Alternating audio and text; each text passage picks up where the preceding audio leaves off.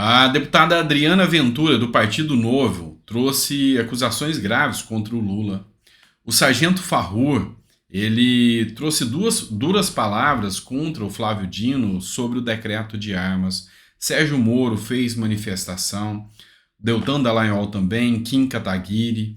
Então, assim, tem muita coisa importante acontecendo na política nesse momento que a gente precisa trazer isso à discussão para que você possa entender um pouco mais a política. Então, antes de mais nada, seja muito bem-vindo. Esse é o quarto vídeo do dia, o vídeo das 7 horas da noite. Eu espero que você goste. É um prazer estar aqui com você. Hoje é dia 10 de fevereiro de 2023. E a gente já começa com notícia, tá? Só pedindo antes, se não é inscrito, se inscreva e a gente já começa com o nosso conteúdo aqui. Essa aqui é a deputada Adriana Ventura. Conheço pessoalmente e sei do trabalho sério que ela faz, tá? Olha só, Lula e Lira reservam 3 bilhões para deputados novatos destinarem às suas bases. Cada deputado novato terá em média 13 milhões para distribuir como desejar. É compra de votos para o governo Lula na Câmara. E ela ainda coloca aqui, ó. Lula e Lira se juntaram para distribuir 13 bilhões de reais a 219 deputados novatos. O objetivo é comprar o apoio para o presidente nas votações da Câmara. Não é assim que os impostos brasileiros deveriam ser distribuídos. Vamos deixar isso aqui claro para que você entenda. Lula, em um dado momento da campanha eleitoral, ele atacou muito o tal do orçamento secreto. E foi uma das poucas vezes que eu concordei com Lula. Realmente o orçamento secreto é um escárnio contra a nossa população. Chegou a se comparar o orçamento secreto com o mensalão. E uma coisa eu te garanto, de mensalão Lula entende, porque aconteceu durante o governo petista. A grande questão agora é que, já que ele acusou o orçamento durante o período em que era candidato, depois de eleito, ele quer se beneficiar com isso. Então o que ele está fazendo?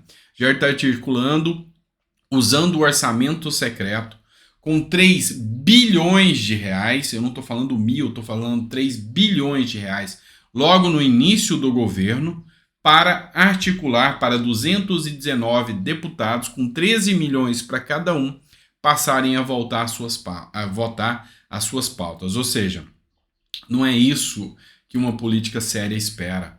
Tá? A política séria não tem que ter emendas para deputados. Deputados têm que preocupar em fazer leis. Esse é o papel do legislativo.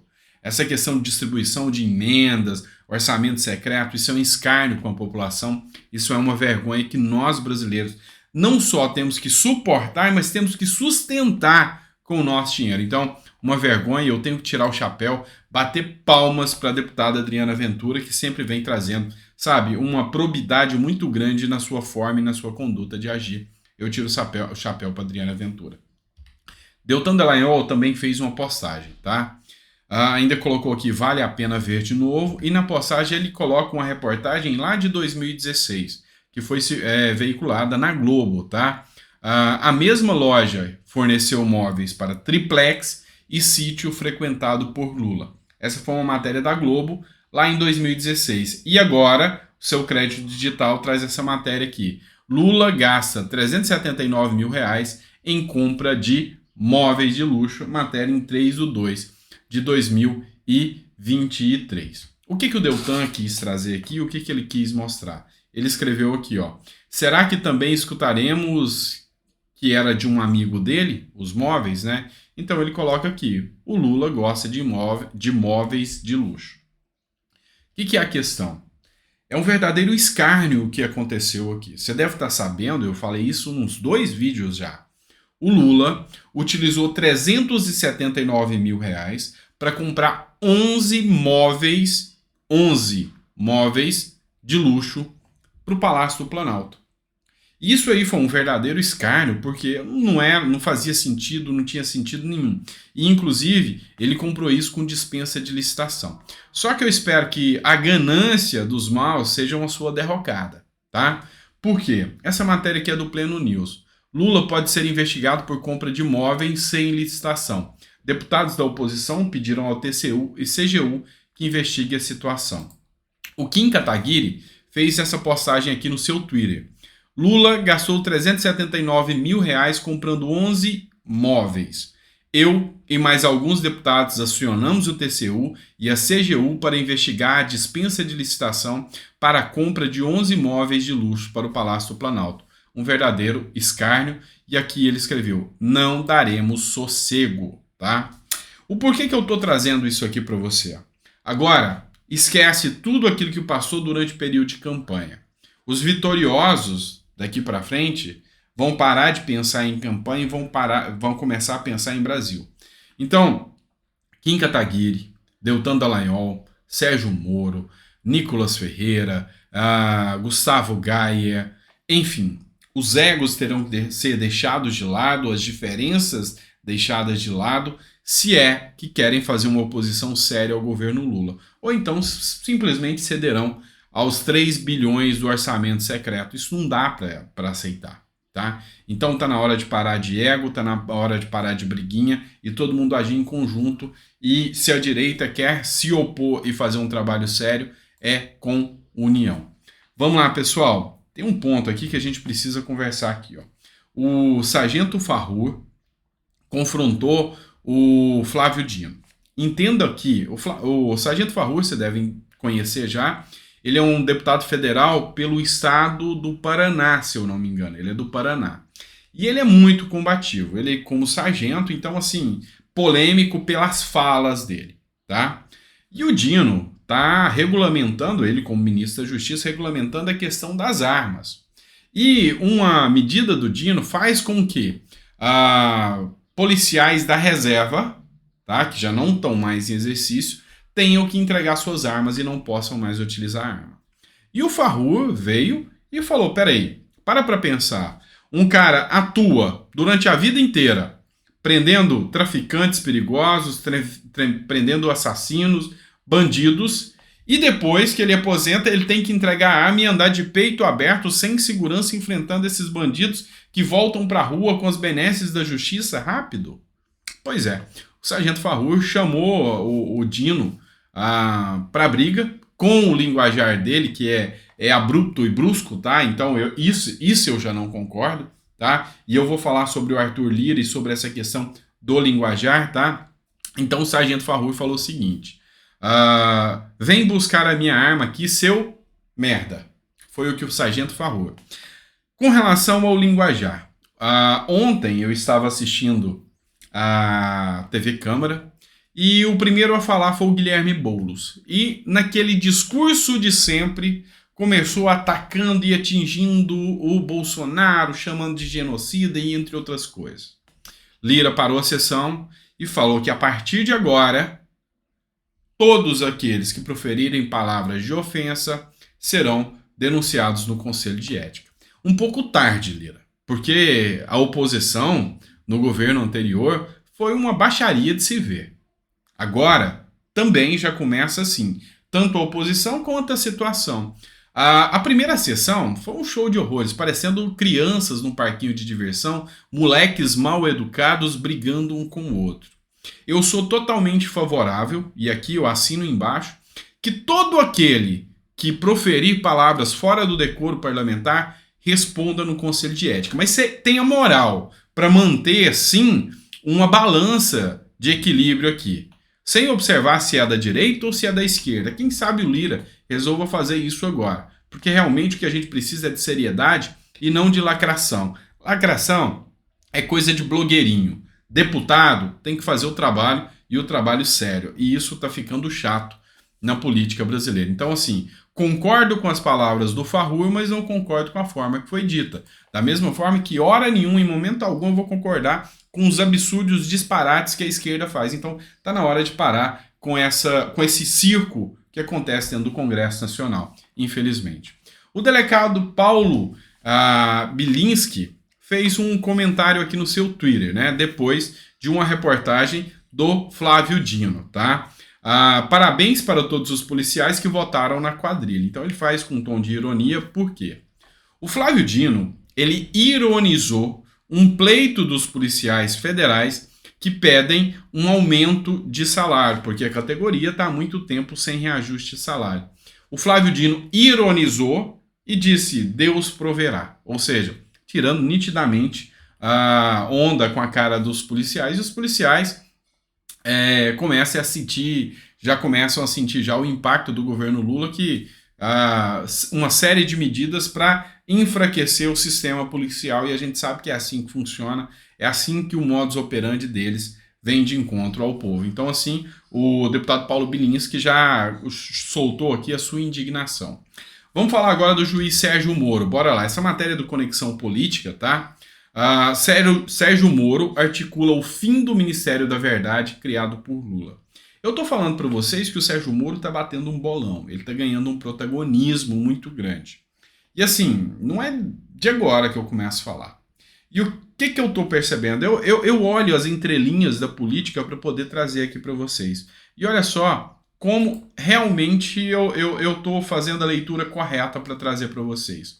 O Chico Graziano foi um dos fundadores, inclusive, do PSDB, tá? Ele que tem uma atuação rural e tudo, mas ele também é comentarista, já foi comentarista, se eu não me engano, da Band há um tempo atrás, ele é político brasileiro. Olha só o comentário que ele fez, mesmo sendo um opositor a Lula, tá? Ele não é da bandeira a Moro, tá? Ele não é da bandeira do Moro, não. Olha só o que o Chico Graziano, que é esse comentarista e repórter que não é vinculado à direita, traz aqui. Em meio à mediocridade e ao mesmismo, tá? Quem tem mediocridade e mesmismo? Os mesmos deputados de sempre, com os mesmos discursos de sempre, os mesmos senadores de sempre, com os mesmos discursos de sempre que se encontram no Congresso. Aí ele fala aqui, Sérgio Moro começa a se destacar no Congresso Nacional. Fora dos conchavos de cúpula, o senador do Paraná mostra que vai enfrentar de peito aberto o sistema carcomido pela política nacional. É uma luz no fim do túnel. E aqui eu tenho que deixar muito claro para vocês. Eu queria mais Moros e mais Dallagnóis, Deltan Dallagnóis, lá dentro. Porque eles vieram não para fazer conchave com A ou B, ou para participar de panelinha, seja panelinha bolsonarista, seja panelinha do MBL, seja qualquer outra. Assim como o Girão, que eu tiro o chapéu, para mim, realmente um dos melhores senadores que tem dentro daquele congresso. Os caras vieram e assumiram aquela bandeira, não é por um bolsonarismo, não é por um idealismo, é por patriotismo. Vieram para combater a corrupção, e o Chico Graziano aqui confirma as projeções que eu trouxe para vocês, para mostrar para vocês que a gente está fazendo a análise aqui coerente, e o Sérgio Moro vem abrilhantando a atuação no Congresso Nacional. Em 9 dias já deu para mostrar a que veio, e a gente consegue perceber isso aqui. Bora falar de Flávio Dino também, que fez uma postagem aqui no seu Twitter, mais uma vez atacando a autonomia do Banco Central, tá? Trazendo um discurso distorcido do que juridicamente a gente pode entender. E ele escreve o seguinte: autonomia não é soberania. Todos os órgãos administrativos estão sob a autoridade do chefe de governo, delegatário da vontade popular. E nem o mandato presidencial é incondicional e ilimitado. Com essa moldura jurídica, fica mais clara a legitimidade do debate sobre os juros. Pois é, vai nessa ideia e enfrenta o sistema. Vai nessa ideia e enfrenta o mercado. Enfrenta. Aí você vai ver, de forma simples e clara, para que você possa entender o mercado retirando recursos do Brasil para não ter interferência política dentro do sistema. Eu quero ver se essa turma socialista vai fazer a produção vai produzir os produtos que nós realmente precisamos, os produtos que fazem a sociedade evoluir, tá? Então, assim, esse discursinho só mata em todo o contexto a economia brasileira. Começou a pesar no colo, né? Começou a pesar no colo porque todo mundo do mercado, todo mundo da mídia, inclusive aqueles que estavam flertando e fazendo uma lua de mel com Lula, já estão questionando os reflexos desastrosos de um governo que começa sem ter uma política econômica bem definida. Vamos lá. Quantos editoriais, quantas matérias vocês viram falando do Fernando Haddad? Pois é, ele é o ministro da Fazenda. Agora eu te garanto que o Paulo Guedes, até depois da sua saída do governo, ainda figurou nos tabloides muito devido ao trabalho bem feito que o Guedes fez. Então, assim, esse discurso que vem da base do PSOL, da base do Partido Comunista, da base do PSB, que é onde o Dino está agora, da base não preocupada com a população e um país que possa ter uma projeção e uma credibilidade diante dos olhos dos investidores. Afinal, para que eles precisam se preocupar com os investidores? Afinal, há quantos anos cidadãos como esse sabem muito bem que só vivem às custas do dinheiro público? Seja exemplo do Flávio Dino, como juiz, depois posteriormente como governador, secretário, ministro, senador, dentre outras. Ou seja, uma turma que ganha às custas do governo. Será que eles vão fazer uma defesa séria daqueles que ganham com o suor do rosto, sem ser às custas dos impostos daqueles que trabalham e pagam os impostos? Pois é, isso é difícil da gente manter uma coerência dentro de narrativas tão torpes que vêm de dentro do próprio governo, né? E só tem uma coisa para dizer, né? Como disse o Flávio Dino para os policiais, né? Deus proverá. A gente ainda tem fé de que em um momento certo a nossa vida volte ao normal e a coerência volte a reinar dentro do Palácio do Planalto. Não é isso? Obrigado por quem ficou até o final do vídeo, é sempre um prazer ter vocês aqui. Pessoal, nosso jabá de sempre, né? O livro, o nosso e-book, 20 regras para a vida, tá? A gente sintetiza aqui frases de grandes pensadores para vocês, tá? Espero que vocês gostem, tá? É um preço simbólico, R$ 5,99, você já compra, baixa e já sai lendo.